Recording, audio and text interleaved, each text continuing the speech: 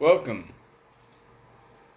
to another year and another beginning of W.R. Frady's uh, live ghost stories by the Fireside. Some night, it's good to have everybody back.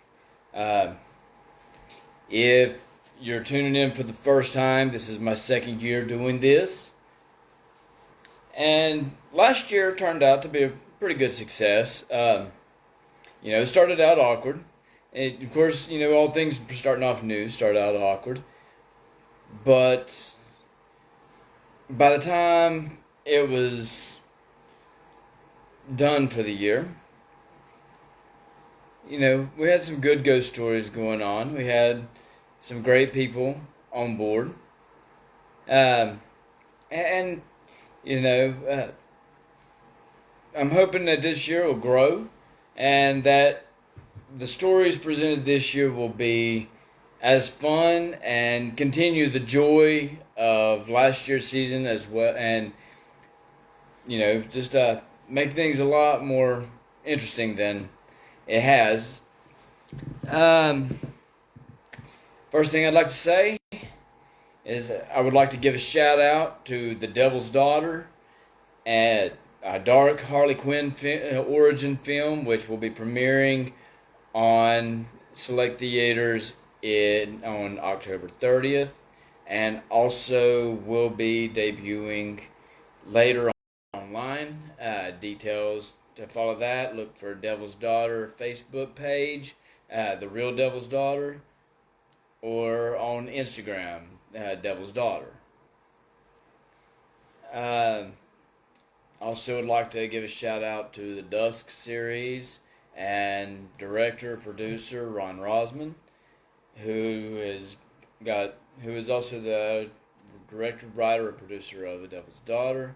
Again, great show, great people. You can find these shows on Roku uh, or Amazon through Avail TV. Just look up the Dusk series. Uh, and I've got, and they're supporting me tonight by letting everyone know about about the season 2. So thank you very much, guys. Uh, Always a great pleasure to work and be with the crew and cast of those two productions. Some of the most phenomenal people in the world, and I've been really blessed to be a part of that. Season 2. First, again, I'd like to welcome everyone back to Live Ghost Stories by the Fireside. Now, there will be nights when it'll be the fireside like we see here.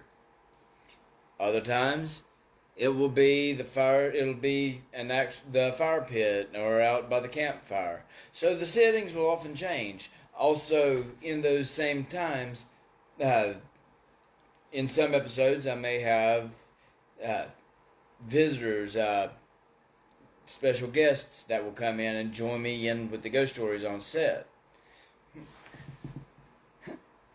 Hello, Argonwald. How are you, my friend? Argon Wave, Synthwave Band, great people. Yeah, I'd like to give a shout out to my friends there. And thank you for jumping on here and support me. I hope you're doing well this evening. Hope you enjoy the first episode.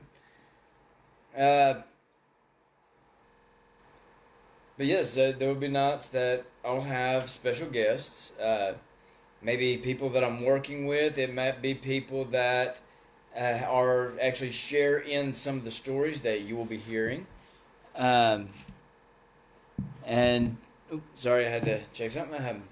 But yeah, it'll be good to sit back and enjoy a few ghost stories. Each week will have a theme, and this one is, with it being the opening statement, is welcome back.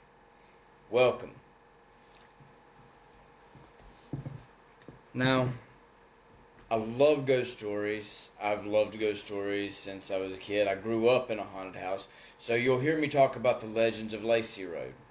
Legends of Lacy Road are ghost stories from the place where I grew up and the family and friends involved in such. So the ghost stories here, some will be true ghost stories, and then there'll be some that are made up. You'll also recognize ghost stories from other places like Scary Stories to Tell in the Dark, um, you had myth and folklore, some of my own personal tales for the Fireside, as well as some of the Legends of Lacy Road, and even people like, well, let's say Edgar Allan Poe might have a couple of poems or stories from Edgar Allan Poe might pop in. So tune in week to week. Each week will have its own theme, which will set the stage and the mood for the stories that are being told. All right. Without further ado, let's begin. Again, like I said tonight, I would like to welcome everyone back to W.R. Frady's Tales Live Ghost Stories by the Fireside.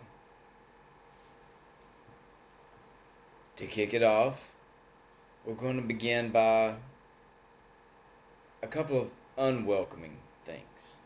Now, to look at where I'm welcoming everyone here tonight, and where I'm welcoming people to my door or people into my home, it's always good to be welcoming, no matter what the situation, because welcoming and warmth, it shows a kindness in human nature. But there are some things, some visits and such, that are not quite so welcoming. Let's take the first story, for example, drawing from the Scary Stories to Tell in the Dark. This is Something Was Wrong. John Sullivan just found himself in the middle of the street one night. Now, he didn't know how he got there. He didn't know what time it was, what he was dreaming about, or anything that happened before. He just really had no memory of anything that was going on, except for he was there on the street. Confused about how he got there and why, he began to look around. And so he saw a woman coming down the road, and he approached her. "Ma'am," he said, "Ma'am, could you tell me the time, please? I seem to have left my watch behind." The moment she took a look at him, her eyes bulged out and she screamed and turned the other way and ran. And John was taken completely aback. How did this happen? Well, maybe something was wrong. Well, he turned around and he saw some other people, but as soon as they saw him, they shuffled against the wall and hurried on by. Feared that something was really amiss, he started hailing a taxi, and as soon as the taxi driver pulled up and pulled on the scene and started to open the door, the driver looked at him and shut the door as fast as he had done it and was sped off. John was completely confused by the situation. So he went up, started walking around, looked, and found a payphone. Well, he picked up the phone and started and dialed through, and he called his house. And when there was an answer, he said, "Excuse me, is Miss Sullivan there?" No, sir. I'm sorry to say that she's attending a funeral right now. Her husband, Mr. John Sullivan, died in a car wreck yesterday." As John heard those words, he felt the cold and the cold of the night gathering about him, and darkness claimed him once more. You see, such an unwelcome visit, an unwelcoming time, is such that he was passed on. However, the sad part of his story is that he had passed on and did not know he was dead until he made that call. Now, while he in life, he was welcome wherever he went. But in death, he was no longer welcome, for his place was no longer here. There's another old tale similar to this, which this draws on inspiration from, and is a much older tale, hails back to England. And this story talks about a man who, out of the blue, found himself standing in his garden. He had no recollection of how he had gotten there. The air was damp and chill, and he could feel the cool of the air and longed to be inside, but was baffled by what managed to bring him outside. He figured it was just a bit of sleepwalking, possibly. So he walked up and saw that as he made his way through the yard, the cats looked up at him, hissed, and bolted for the nearest cover. And that made no sense to him, because cats are normally, his cat was normally very loving and welcoming and always ran up to meet him. But at this point, he just really wanted to get inside. And he noticed that the light in his bedroom was was on. Just a faint glow coming from the window.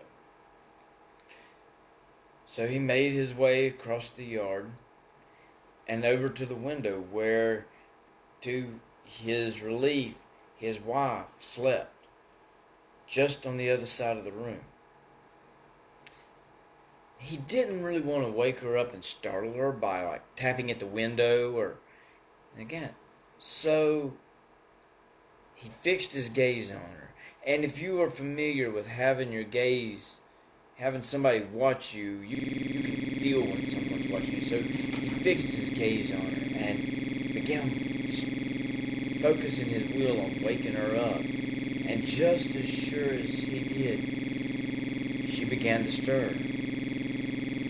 And she kind of looked around, and as she saw him, her eyes still dazed as if in half dream, they stood there, and she froze, and she stared, and then finally, as if the realization had come to her, her eyes bugged open wide, and she let out a scream which had no sound, for her vocal cords were just frozen with the shock of what she was seeing. And then when she took another deep breath, her voice would come back, and she screamed again, and he stood back and then went to put his hand up on the window to comfort her. And that's when he noticed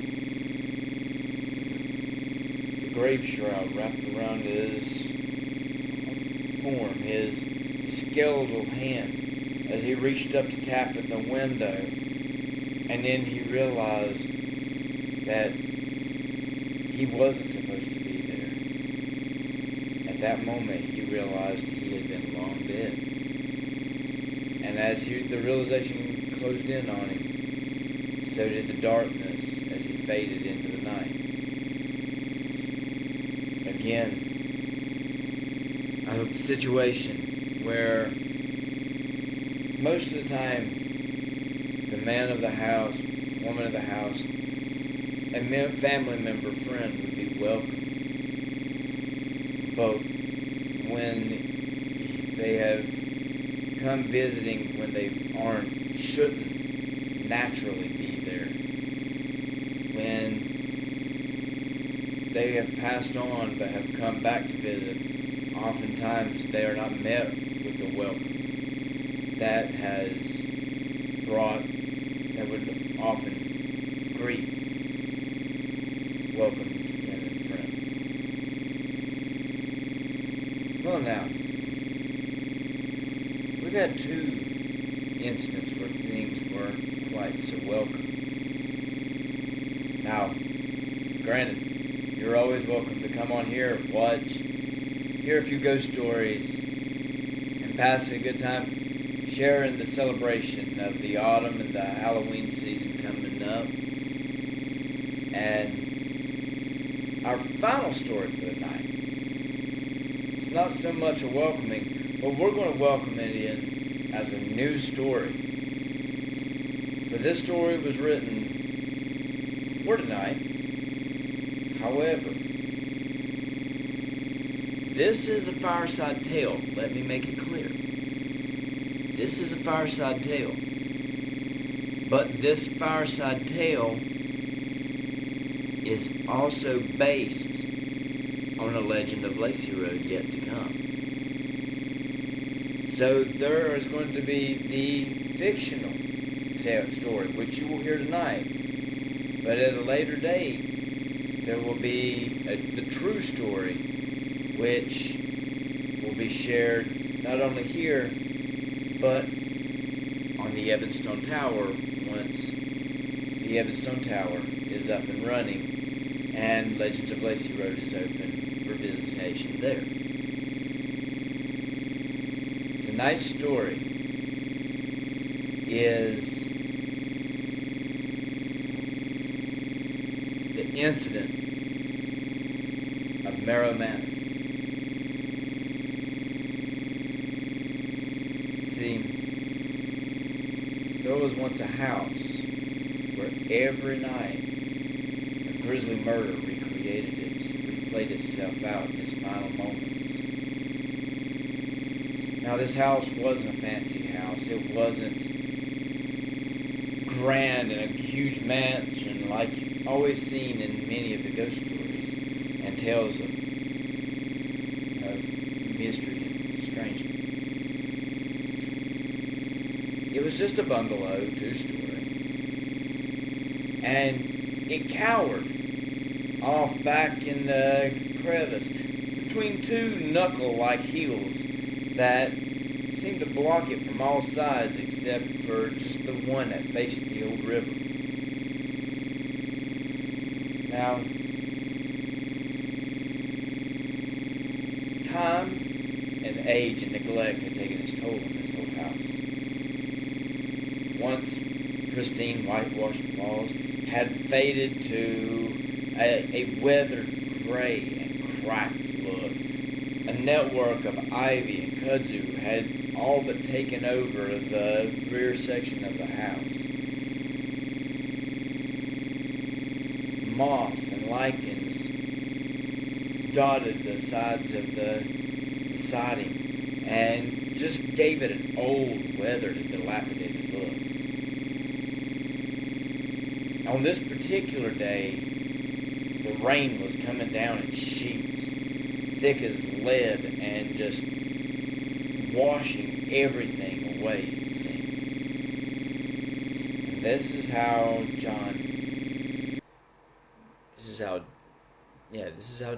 Jacob, I knew that I was thinking wrong. This is how Jacob found himself on the porch or the veranda of the Marrow Manor, or the Marrow house. He had been camping just probably not even a couple of stone throws away when the storm just blew in, as they have a tendency to do. And as it set in, a torrential rain just flooded the basin where he was. Sorry, distraction. Flooded the basin where he was staying and soaked his gear and his rain. So he gathered his things up as quickly as he could and made for the closest shelter possible, which happened to be Marrow Manor. So as he stood on the doorstep, dripping, soaking from the rain, he sought to try the door and hoped that it would be open. Now, being local to the area, he had heard the stories of Marrow Manor. He had heard how people had never been able to really stay there. They couldn't sell the house because no one could live there, as no one could stay more than a night before being driven out by the ghastly things that took place inside. But hopefully, he didn't know whether to believe it or not, but he was hoping at this point that it was a rumor. So he tried the door, and to his relief, the door just went to open. The hinges shrieked in agony from years of rust. And as he peered inside, the ethereal light from the windows just cast an eerie glow over the inner sanctum of the manor. He kind of shuddered as cobwebs which hung like draperies reached for him. Of course, we all know that it was the wind that stirred the cobwebs, right? Well, he made his way inside, forcing back a little bit of a cough from the thick layer of dust that laid over that covered everything. Apparitions of old furniture scattered about the house, most of which were covered in linens and stuff to protect from that very dust. But they had looked like guests from a Halloween party long past. It didn't take him long for Jacob to find the fireplace and scatter his things out. He found some old wine crates and broke them up, and within a little bit of time had a nice warm fire blazing. Oh, the fire felt good. It soothed and helped. The warmth and light filled that living room air with a sense of warmth and welcome as this orange glow coated everything, and it began to draw the chill of the moisture out of his bones, and it was almost immediate relief. Well, as he warmed everything up and as he got the fire blazing really good and hot, he laid his bedding and everything out so that it would dry in the heat. And then he went and found some firewood back in the old stock of the kitchen where the old wood cook stove once sat. And happy that he was able to find good cured wood like that, he brought enough in to last him for the night and piled it up by the fireplace and loaded up the fireplace, and soon the fire was blazing and the heat filled the room and the radiance, and it was just so warm and inviting. He took out a jar of canned soup that he had brought from home to eat on his camping journey, and he warmed it, let it get good and hot by the fire, and once it had gotten to a satisfactory heat, he used a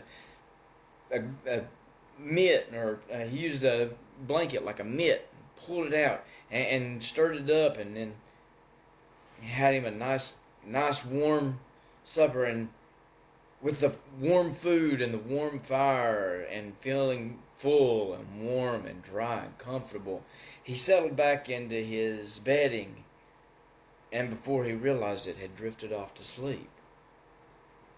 Now outside, the winds were raging, the torrent was just pouring like a river over the house. It was just, the storm lightning was flashing, thunder was rumbling and rolling, just shaking the walls. But he was comfortable and had drifted off to sleep. Now, at some point, the fire, while he was asleep, the fire had begun to die down. And the chill of the night and the moisture began to creep back into the room. And he found himself startled and awake, and noticed that the fire had burnt low, and so he got up to go tend to the fire, and he noticed that outside the rain, it was dark, and the rains were still coming, and the storm was still raging on. And so he knew that he was going to be stuck and settled for the rainy night. So he went to go and pick up some logs and began tending to the fire. But just as he got ready to move, something caught his attention. For upstairs, he heard voices in a discussion, in a heated discussion. Yet, he had no recollection of anyone being there, and could not really understand what was being said because of how hard and loud the rain and the thunder was rattling and was shaking the house. So the voices seemed almost like white noise by comparison. So he stopped for a minute. He listened, and he hoped that nobody had heard or saw him move. So he got up and he made his way over to the fire, and careful not to make too much noise, he began tending the fire. And he got the fire, he poked at the ashes and moved some logs around and got the fire stoked and started getting it up and going again. And just as the fire was starting to catch, he got a little relieved. He could still hear the voices, and that unnerved him somewhat. So he turned around, focused on the voices overhead, and froze. For staring in a green-stained window just the other end of the room, a weather-stained glass. He could have swore he saw someone watching. Their glare just intent, just looking at him. But just as quickly as they were there, they were gone. He felt an icy chill run down his spine, and he slowly made his way over to grab his bedding and drew it closer to the fireplace so that he could stay warm yet watch for whatever had happened. At that moment, the front door swung open. The screech of the hinges filling the house with a groan of agony as if someone was murdering them. And murder it might have been. For as the door swung open, it swung shut, and these booted feet went up the stairs, yet though Jacob was there with the firelight watching, no one had entered the house. But he heard them enter, and they went upstairs, and the doors slammed open upstairs, and the screaming and the yelling began, and as a fierce confrontation began to take place. And as the storm raged, the confrontation got more and more violent, and then it just escalated to a fever pitch, and Jacob sat there, held back, just listening, not knowing what to think about what was going on, what he had seen or had not seen, but what had just happened. And the comfort of the room had left. Even the fire, the warm glow of the fire was no longer even welcoming. And the door slammed as somebody made a move across the hallway, and a door opened, and another door slammed, and the voices roared in anger and hatred as the confrontation escalated. And then as a door started to shut again, there was a scream, just split the air. And the scream turned into a groan and a heavy thump as something slumped and fell to the floor. Well, as Jacob was sitting there watching, listening, horrified at the events that were taking place around him, he heard something being drugged across down the hall and then boom, boom, boom, down the steps. And then through the living room where he was, he even saw the dust stirring as something went by and the door opened up again and it went out. A few minutes later, the dust opened, the door flew open again, and the footsteps back up the steps, and then you heard the arguing and stuff again between a man and another man, and they were just arguing, and the confrontation was just getting worse. And then again, there was an attack, an assault that just echoed throughout the house as the struggle shook the walls and rattled the doors. And then a man screamed out in terror and then in pain. And then it faded as if his breath was leaving his body. So, and then as it all faded out, the dragging sound came again, and thump, thump, thump, thump, down the steps. And then again he saw the dust swirl as something got dragged through the living room right by his bedding and out the door. And the door, boom, slammed shut. Jacob sat there, and he was frozen, and he kept looking around. And then he looked up, and right there across from the fireplace from him was a ghastly face just glaring at him as it did from the window. And as the boots started to make their way across the thing, Jacob jumped up and grabbed his blanket and dove through the window, just crashing through, not caring whether he broke anything, whether he got cut, but he just tore off and took off into the night, never to visit Marrow Manor again. It seems he was an unwelcome visitor in a place where he never belonged.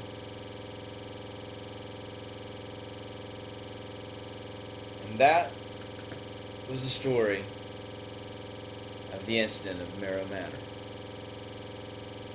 I hope everyone enjoyed those stories. I know I enjoyed telling them, and I look forward to another full season every Friday night between 8 and 9 o'clock. Always check on my WR Frady Facebook page and my WR Frady Instagram or my personal page. We'll always have info about what's to come, about when the show's going to take place. Again, some nights it will be here by this fireside, other nights it'll be by a fire pit, and it may have some visitors along for the enjoyment as well. One other matter I'd like to discuss. As I forgot to mention, I mentioned Dusk and Devil's Daughter and the things going on. I would also like to bring up that Legends of Lacy Road, Darkhaven Manor, Whispery Hollow, names that many of you have gotten familiar and as synonymous with W.R. Frady, the Vampire Killer, the Ballador, the Wise Oak, Ebonstone Tower, is all going to have a new home. The EbonstoneTower.com is the upcoming home for all things W.R. Frady. There'll be more about this to come, but the Ebonstone Tower is the official home for W.R. Frady. That is where Legends of Lacy Road will from now on be found. It's where you can go and see the stories of Whispery Hollow and the Lovelady Township. Go visit the Evanstone Tower itself and see some of the strange tales that come into the Master Librarian Erelon's chambers, which have been long before he was there and will be long after he's gone. Erelon always likes visitors. You will also get to see